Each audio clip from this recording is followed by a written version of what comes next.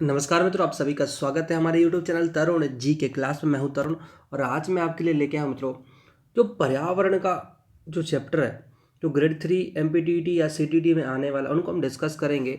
और यहाँ अधिकांश जो क्वेश्चन है हमने वो लगभग पेडागॉगी ही यहाँ पर कैप्चर्ड करी है। साथ में उसके साथ जो 15 मार्क्स का पोर्शन आएगा उनको भी यहाँ पर लाने की कोशिश करी है। तो रिक्वेस्ट वीडियो को पूरा देखिए। यह लाइव टेस्ट चल रहा है, सुबह 11 बजे का। कृपया करके रोज़ाना 11 बजे आके आप लाइव टेस्ट दें और यदि टाइम ना मिले तो रात में सोने से पहले वीडियो को जरूर देखें, क्योंकि यही क्वेश्चन कहीं ना कहीं आपके एग्जाम्स में आएंगे। तो फिलहाल यदि नए हैं तो चैनल को सब्सक्राइब कर ले और लाइक कर दे, क्योंकि मात्रा नहीं कर पाया, लाइक करने से ही आएगी। तो फिलहाल फर्स्ट क्वेश्चन है मित्रों हमारा, यदि हम पक्षियों का अवलोकन करते हैं, ध्यान से सुनना क्वेश्चन को, यदि हम पक्षियों का अवलोकन करते हैं तो हम यह पाते हैं कि अधिकांश पक्षी अपनी गर्दन अत्यधिक हिलाते हैं। इसका कारण यह है कि आपने देखा होगा एक पक्षी होगा अपनी गर्दन को हिलाता है, क्यों? अधिकांश पक्षियों के नेत्र स्थिर होते हैं और घूम नहीं सकते। ऑप्शन बी, इनके कान ढके होते हैं और वे उड़ नहीं सकते। ऑप्शन सी, पक्षियों के दो नेत्र आँख होते हैं। और ऑप्शन डी, इनके नेत्र दो भिन्न भिन्न वस्तुओं को एक ही समय पर फोकस कर सकते हैं। इसका राइट आंसर क्या होगा जल्दी से कमेंट बॉक्स में देना। मैं मात्र 5 सेकंड का टाइम दूंगा आपको बस।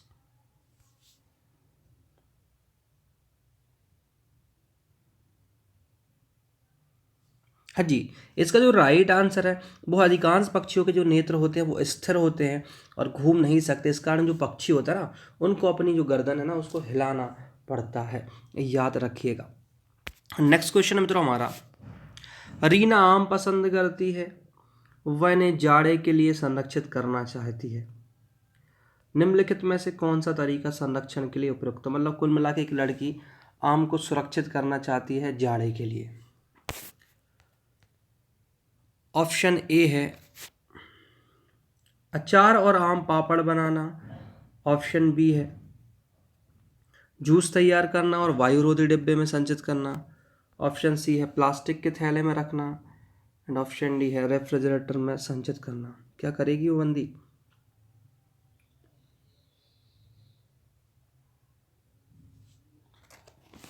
क्या होगा मित्रों इसका राइट आंसर?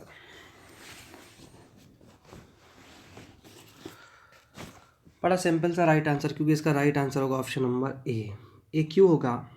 क्योंकि आम को मात्र या तो आप आम पापड़ बना के या फिर अचार बना के ही सुरक्षित रख सकते हैं।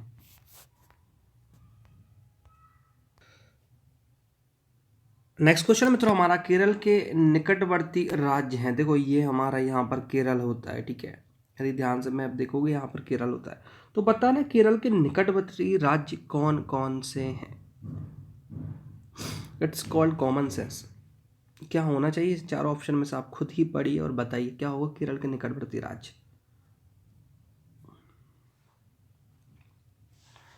तो इसका जो राइट आंसर है अब वो हो जाएगा मित्रों हमारा ऑप्शन नंबर डी, क्योंकि कर्नाटका और तमिलनाडु केरल के पड़ोसी राज्य। देखो केरल मैंने बोला ये है हमारा तमिलनाडु और इसके ऊपर पड़ता है कर्नाटका। तो ये इसके पड़ोसी। आंध्र प्रदेश जाओगे तो आंध्र प्रदेश आपको यहाँ मिलेगा, यहाँ से फिर यहाँ मिलेगा, तो ये पड़ोसी नहीं कहलाएंगे। तो ऑप्शन डी हमारा राइट होगा, कर्नाटक और तमिलनाडु। चलते हैं हम नेक्स्ट क्वेश्चन की ओर मित्रों। नेक्स्ट क्वेश्चन क्या बोलता है देखते हैं। क्वेश्चन है हमारा माउंट एवरेस्ट के बारे में सही कथन आपको चुनना है, ठीक है। माउंट एवरेस्ट के बारे में आपको सही कथन चुनना है। क्वेश्चन है हमारा, यह नेपाल का भाग है और इसकी चोटी की ऊंचाई है 8,900 मीटर। ये पेडागोगी में इस टाइप के क्वेश्चंस आते हैं, सिंपल से क्वेश्चन है। यह भारत का भाग है और इसकी चोटी है 9,850 मीटर। यह तिब्बत का भाग है, इसकी चोटी है 9,800 मीटर, 850 मीटर। और यह जम्मू एंड कश्मीर का भाग है, इसकी चोटी की ऊंचाई है 8,900 मीटर। क्या होगा इसका right answer? It's called common sense, ठीक है। तो फिलहाल मैं आपको बताऊं, माउंट एवरेस्ट की जो एक्यूरेट हाइट है वो 8,850 होती है, या 8,800, कई जगह 48 भी लिखा मिलता है मीटर में। तो चूंकि यहाँ पर 8,900 दिया है, पहली बात तो इन्होंने भारत का भाग लिखा है जो कि गलत है, तिब्बत का भाग लिखा है जो कि गलत है, जम्मू कश्मीर का।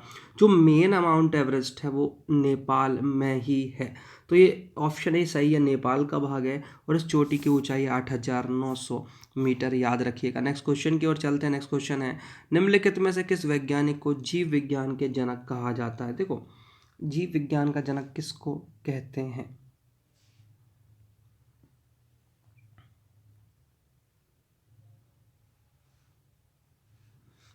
तो इसका जो राइट आंसर होगा वो होगा अरस्तु। आपको पता है जीव और जंतु विज्ञान दोनों के जनक कौन है? अरस्तु है, याद रखना। जीव और जंतु विज्ञान दोनों के जनक कौन है? अरस्तु हैं। फिर मैं बात करूँ थियोफ्रेस्टस, थियोफ्रेस्टस का नाम इसलिए ले रहा हूँ क्योंकि थियोफ्रेस्टस भी बहुत आते हैं। थियोफ्रेस्टस को वनस्पति विज्ञान का जनक कहते हैं। तो जीव जंतु के हो गए हमारे अरस्तु, और थियोफ्रेस्टस से याद कर लेना हमारा वनस्पति, और लीनियस तो पता है आधुनिक वनस्पति विज्ञान के जनक है लीनियस। नेक्स्ट क्वेश्चन मित्रों हमारा, कुछ पक्षी बहुत दूर तक देख सकते हैं। कुछ पक्षी हमारी तुलना में 4 गुना अधिक दूरी तक देख सकते हैं, ये पक्षी कौन से हैं? बाज, कबूतर, तोता, चीलबाज, गिद्ध, फाख्ता, कौआ, मोर और कौआ, चील, बुलबुल। क्या होगा इसका राइट आंसर दोस्तों?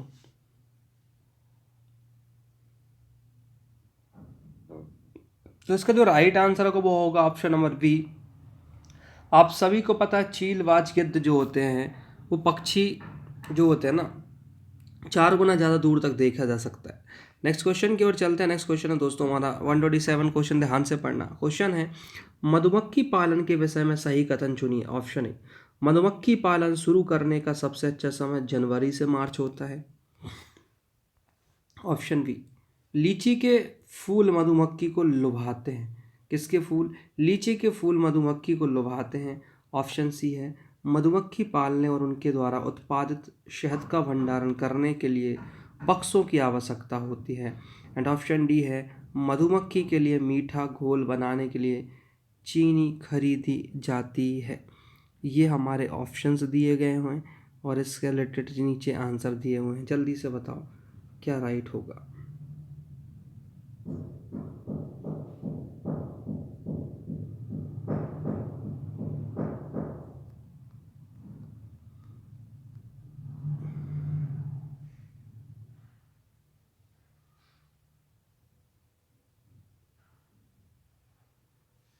क्या होगा इसका राइट आंसर दोस्तों? तो दोस्तों इसका जो राइट आंसर होगा, पहली बात तो इन्होंने जो मिसप्रिंटिंग के कारण इन्होंने ऑप्शन जो सेकंड, थर्ड, फोर्थ लिखे हैं वो की गलत है, क्योंकि ये फोर्थ जो लिखा है मधुमक्खी के लिए मीठा घोल बनाया जाता है, ये तो बिल्कुल ही गलत है। क्योंकि इनसे मिसप्रिंटिंग थोड़ी सी हो गई है, मैं मान सकता हूँ। यहाँ पर मात्र आ जाएगा पहला, दूसरा, तीसरा। पहला, दूसरा, तीसरा आ जाएगा। कैसे समझना, मधुमक्खी का पालन हमेशा हम जनवरी से मार्च के समय ही करते हैं। लीची के फूल मधुमक्खी को लुभाते हैं, या लीची ना लिख के यदि फूल भी लिखे तो फूल मधुमक्खी को लुभाते हैं। और मधुमक्खी पालने और उनके भंडारण और शहद उत्पादन का भंडारण करने के लिए बक्सों की आवश्यकता होता है। तो इस हिसाब से ऑप्शन नंबर ए राइट होगा। बट फोर्थ की जगह पर क्या आ जाएगा? फर्स्ट और लिखा होना था, तो ये मिसप्रिंटिंग हो जाती है पेपर्स बनाते टाइम, ठीक है। तो पहला, पर ये चीनी खरीदा जाता है, ये बिल्कुल गलत है। नेक्स्ट क्वेश्चन की ओर चलते हैं मित्रों। नेक्स्ट क्वेश्चन है हमारा, कौन सी कोशिकाएं पौधों के विभिन्न अंगों को जन्म देती हैं और पौधों को बढ़ाने में मदद करती हैं? कौन सी कोशिकाएं? क्या होगा राइट आंसर इसका?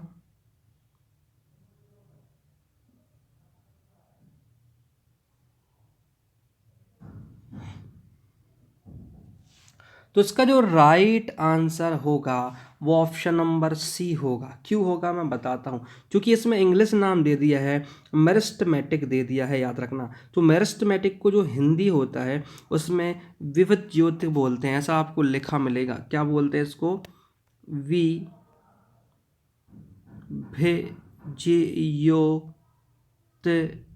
विभिज्योत की बोलते हैं इसको, है ना। मेरिस्टेमेटिक को याद रखना, क्या बोलते हैं?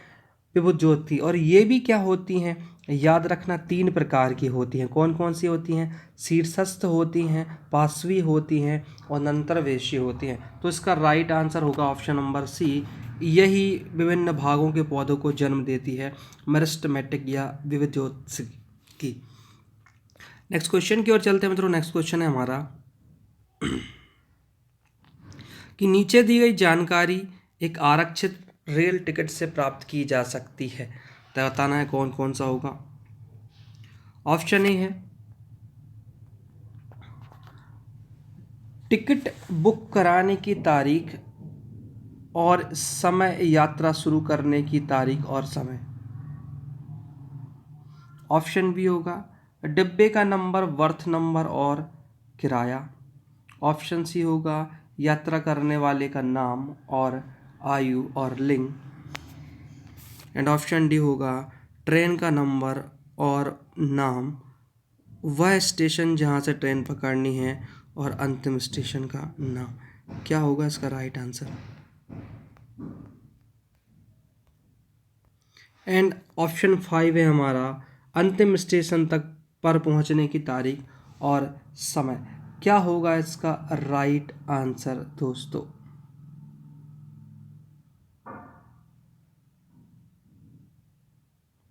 तो इस हिसाब से यदि हम देखें ना, तो इसका राइट आंसर, वैसे यहाँ फिर मिस प्रिंटिंग हो गई है, 5 के 5 सही हैं। चूँकि आप ध्यान से पढ़ेंगे तो 5 के 5 ही आपको सही निकलेंगे, क्योंकि टिकट बुक कराने की तारीख और समय, यात्रा शुरू करने की तारीख, समय, डिब्बे का नंबर, बर्थ का नंबर और किराया, यात्रा करने वाले का नाम, आयु और लिंग, ट्रेन का नंबर, नाम, स्टेशन और ट्रेन पकड़नी, अंतिम स्टेशन, साथ ही साथ याद रखना अंतिम स्टेशन पहुंचने की तारीख। तो बताओ इसका जो राइट आंसर होगा वो इसके हिसाब से बी और सी दोनों होगा, क्योंकि बी में भी ए है, ठीक है। 1 2 3 4 5 मतलब कि ये दोनों ही आंसर हो जाएंगे। क्योंकि भैया प्रिंटिंग करने वालों से थोड़ा मिस्टेक हो जाता है, इसलिए मिस प्रिंटिंग हो गई। तो इसका राइट आंसर बी और सी दोनों होंगे, ठीक है। परेशान मत होइएगा, फिलहाल हमको चीज़ें याद करनी है। हाँ, यदि पेपर में ऐसे क्वेश्चंस यदि इस ना मिस प्रिंटिंग आ जाएगा तो वो क्वेश्चन डिलीट हो जाएंगे और आपको एक्स्ट्रा नंबर मिल जाएंगे। तो फिलहाल आपको तो दिमाग लगा के सही क्वेश्चन पे टिक बस करना है, ठीक है, क्योंकि यहाँ पर फिलहाल हम बस स्टडी कर रहे हैं। तो गैर हरित वनस्पति में निम्नलिखित में से किसकी कमी होती है। यहाँ हम गैर हरित वनस्पति की बात कर रहे हैं। क्लोरोफिल, लाइकोफिल, साइनोफिल या फिर फोटोटोपिज्म।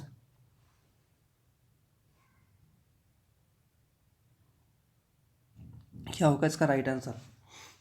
इसका राइट आंसर है क्लोरोफिल। क्योंकि जो गैर हरित या वनस्पति होती है उसमें कम मात्रा में क्लोरोफिल होता है, जिन कारण उनकी जो पत्तियां होती हैं वो हरी नहीं होती है। क्योंकि आपको पता है कि जो क्लोरोफिल होता है वो प्रकाश संश्लेषण द्वारा भोजन बनाने में क्या होता है, सहायक होता है। चलते हैं नेक्स्ट क्वेश्चन की ओर। नेक्स्ट क्वेश्चन है भारतीय राजनीतिक पार्टी सीपीआईएम का पूरा नाम क्या है। सीपीआईएम का पूरा नाम क्या, आप खुद ही पढ़िए जिससे आप बता सकें राइट आंसर।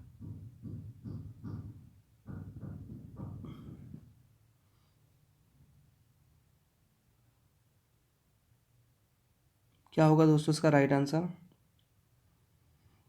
देखो इसका जो राइट आंसर होगा वो होगा ऑप्शन नंबर डी। याद रखना सीपीआईएम लिखा हुआ है, कम्युनिस्ट पार्टी ऑफ इंडिया। क्योंकि सीपीआई का जो पूरा नाम है वो कम्युनिस्ट पार्टी ऑफ इंडिया है और इसका 1925 में इसकी स्थापना हुई थी, याद रखना। 1925 में ये बना था और 1964 में, याद रखना, ये अलग होके सीपीआईएम बन गया था। सीपीआई से अलग होके क्या बन गया था, सीपीआईएम। ये तो फिर इसका फुल फॉर्म हो जाएगा कम्युनिस्ट पार्टी ऑफ इंडिया मार्क्सवादी। तो याद रखना है आपको, इसका फुल फॉर्म ये होता है। नेक्स्ट क्वेश्चन है कि महासचिव राज्यसभा को सहायता प्रदान करता है जिसका पद किसके बराबर होता है। ठीक है, ऑप्शन है भारत सरकार के कैबिनेट मंत्री, संसद का सदस्य, विधानमंडल के सदस्य और भारत सरकार के कैबिनेट सचिव।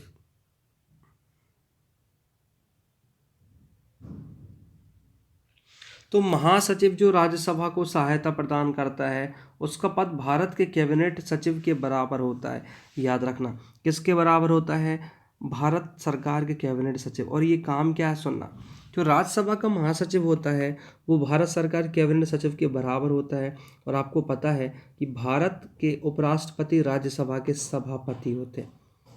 आपको ये तो पता होगा, जो उपराष्ट्रपति जी हैं वो सभापति होते हैं, ठीक है। और राज्यसभा में कुल 250 सीटें होती हैं, याद रखना 250 सीटें हैं राज्यसभा में ना। 12 सदस्यों को मनोनीत करेंगे राष्ट्रपति जी।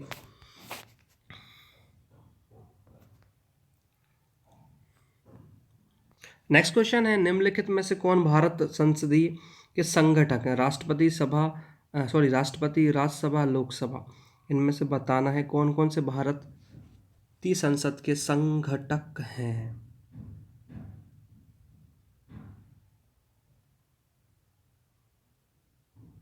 देखो, इसका जो राइट आंसर होगा राष्ट्रपति, राज्यसभा, लोकसभा। चूंकि आपको पता है भारत की संसद ही इन तीन चीज़ों से मिलकर बनी है।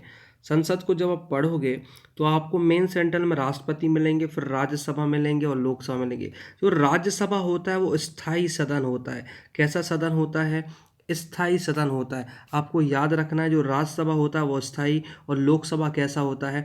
अस्थायी सदन होता है, ठीक है। बिल लोकसभा या राज्यसभा में कहीं में भी पहले रख देते हैं, है ना। और जब दोनों से पास होता है तो राष्ट्रपति के पास जाता है, और राष्ट्रपति इस पर साइन कर देते तो वह चीज़ क्या बन जाती है? कानून बन जाती है। तो राज्यसभा पूछे तो क्या है? स्थायी। ये कभी भी याद रखना भंग नहीं हो सकती है, लोकसभा भंग हो सकती है, ठीक है। लोकसभा का बहुमत दल का नेता कौन कहलाता है? प्रधानमंत्री कहलाता है। और राज्यसभा के लोगों का कार्यकाल होता है 6 साल के लिए, ठीक है। कितने साल के लिए होता है? 6 साल के लिए होता है, आपको याद रखना। और लोकसभा के जो सदस्य होते हैं उनका कार्यकाल होता है 5 साल के लिए। तो इसका option number D is right है। नेक्स्ट क्वेश्चन की ओर चलते हैं। नेक्स्ट क्वेश्चन में तो हमारा कांसा ब्रांच के विषय में, जिसका उपयोग गोलकुंडा के किले में मिली तोप में किया गया था, सही कथन चुनिए। ऑप्शन है कांसा एक तत्व है, ऑप्शन बी कांसा, तांबा, कॉपर और जस्ता जिंक की मिश्र धातु है, ऑप्शन सी है कांसा, तांबा जिसको हम कॉपर बोलते हैं तथा टिन की मिश्र धातु है, एंड ऑप्शन डी है कांसा, तांबा और प्लेटिनम की मिश्र धातु है।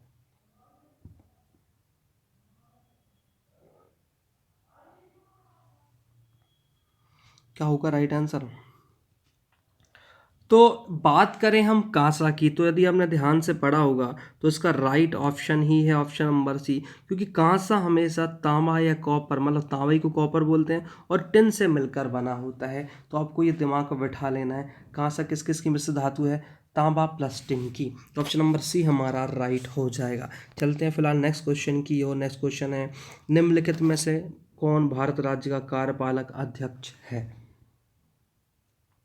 यहाँ कार्यपालक अध्यक्ष की बात करें, प्रधानमंत्री, राष्ट्रपति, कैबिनेट सचिव एंड वित्तीय सचिव।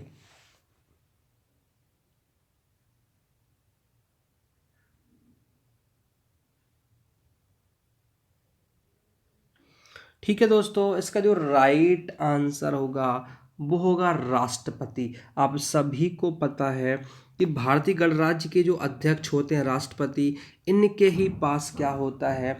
आपको पता होता है 300 पर पावर होती हैं। 352, 56, 360। फिलहाल अभी ये टेस्ट है तो हम इसमें ज़्यादा डिस्क्रिप्शन में नहीं जाएंगे, पर तीनों सेनाओं के प्रमुख होंगे और भारतीय गणराज्य के क्या होते हैं? ये अध्यक्ष होते हैं। 352, 356 और 360 इनके पास जो होता है पावर होता है। चलते हैं फिलहाल नेक्स्ट क्वेश्चन की। और नेक्स्ट क्वेश्चन क्या है मित्रों हमारा, निम्नलिखित में से कौन सा चांद की सतह की विशेषताओं के बारे में सबसे अच्छा वर्णन है? चांद की विषय की विशेषताओं पानी नहीं है, गहरे गड्ढे हैं, ऊंचे पहाड़ हैं, हवा नहीं है, गुरुत्व नहीं है, पानी नहीं है, हवा नहीं है, गुरुत्व नहीं है, समतल सतह है, पानी नहीं है, पर्याप्त हवा है, ऊंचे पहाड़ है। तो सबसे अच्छा वर्णन क्या कर रहा है? सबसे अच्छा बोला है, पहले मैं विशेष जोर दे दूं, सबसे अच्छा। देखो, इसका जो राइट आंसर होगा वो ऑप्शन नंबर ए हो, क्योंकि वहाँ पानी नहीं है, गहरे गड्ढे हैं और ऊंचे पहाड़ हैं, याद रखना, ठीक है। तो सबसे best answer option number A ही हो रहा है, क्योंकि सबसे ऊंचा पर्वत इस पे है, लिवेनिटियस पर्वत, है ना, और शांत सागर भी है, याद रखना। और चंद्रमा ही एक ऐसा उपग्रह है जो प्राकृतिक उपग्रह है पृथ्वी का, और अपने अक्ष पर और पृथ्वी का चक्कर ये सेम समय में लगाता है। ठीक है, लगभग 27 घंटे कुछ मिनट हैं, आप देख लीजिएगा। उतनी ही देर में अक्ष में घूम जाता है और उतनी देर में यह पृथ्वी का चक्कर लगा लेता है। और चंद्रमा कभी अपने प्रकाश से प्रकाशित नहीं होता, ये सूर्य के प्रकाश से प्रकाशित होता है। ठीक है, तो फिलहाल दोस्तों ये था लास्ट क्वेश्चन। आपको वीडियो कैसा लगा? वीडियो को अच्छा लगा तो वीडियो को लाइक शेयर जरूर करें। साथ ही हमारे साथ रोजाना 11 बजे लाइव टेस्ट जरूर दें, और हमारे चैनल पर बहुत सारे वीडियोस हैं उनको देखें, क्योंकि वही क्वेश्चंस आपको पेपर में आएंगे। रोजाना 11 बजे आप आया करो। नहीं टाइम मिलता तो रात में सोने से पहले कुछ क्वेश्चंस को जरूर डिस्कस किया करो। वीडियो ज़्यादा लंबा नहीं होता है। तो फिलहाल हम मिलते हैं, जब तक के लिए जय हिंद जय भारत।